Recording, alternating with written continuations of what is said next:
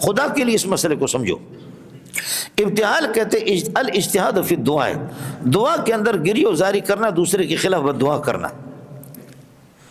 اب عیسائیوں نے چونکہ مناظرے میں جب ان کو شکست ہو گئی تو شکست کے بعد انہوں نے کہا کہ جی مباہلہ، تو حضرت نے فرمایا کہ آؤ مباہلہ کرتے ہیں۔ مباہلے میں یہی ہے کہ آپ میرے خلاف بد دعا کریں، میں آپ کے خلاف بد دعا کر دوں، تو جو خدا کا باغی ہوگا وہ پکڑا جائے گا۔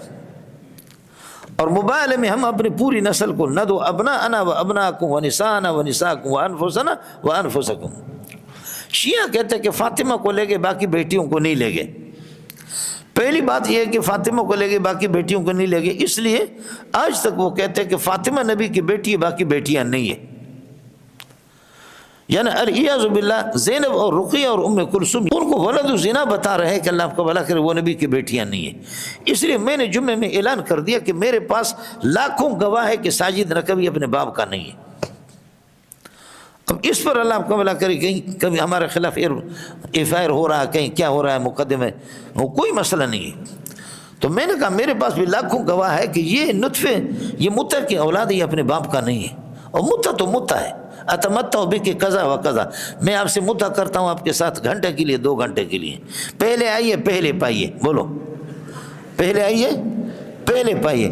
ایک شام غریبوں کے نام، بولو ایک شام غریبوں کے نام، دوسروں شوہر کے ساتھ تو ہوتی ہو، لیکن ایک شام تو غریبوں کے ساتھ بھی تو گزارو۔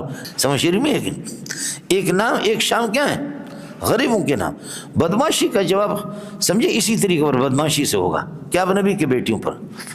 جب یہ مباہلہ 9 کے اندر ہوا ہے، یہ مباہلہ 9 ہجری میں جب ہوا ہے، تو اس مباہلے کے وقت نبی کی صرف بیٹی فاطمہ تھی، باقی کا انتقال ہو گیا۔ حضرت رقیہ کا سن 2 میں انتقال ہو گیا، ام کلثوم کا 4 میں ہوا، اور 8 کے اندر حضرت زینب کا انتقال ہو گیا۔ تو 3 بیٹیوں کا انتقال پہلے ہو چکا تھا، تو ان کو کیسے لائیں؟ آپ سمجھے نہیں سمجھے؟ ایک مسئلہ۔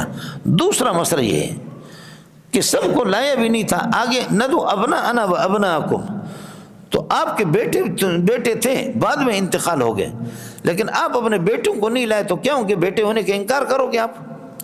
نبی کے اس وقت بیٹے موجود تھے کچھ، اور بعد میں پھر ان کا انتقال ہو گیا، سمجھے، بلوغیت تک نہیں پہنچے۔ تو جیسے کہ بیٹوں کو آپ صلی اللہ علیہ وسلم نہیں لے گئے، تو پھر بھی ان کے بنوت اور بیٹے ہونے کی نفی نہیں ہوتی۔ تو اگر کسی بیٹی کو نہیں لے گئے تو اس کی نفی کہاں ہوگی؟ آپ میری بات سمجھے؟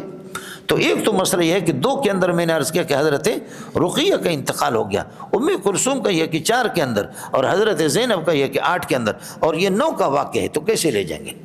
اور دوسرا یہ کہ آپ اپنے سارے بیٹوں کو بھی تو نہیں لے گئے تھے، کچھ پہلے بڑھ گیا۔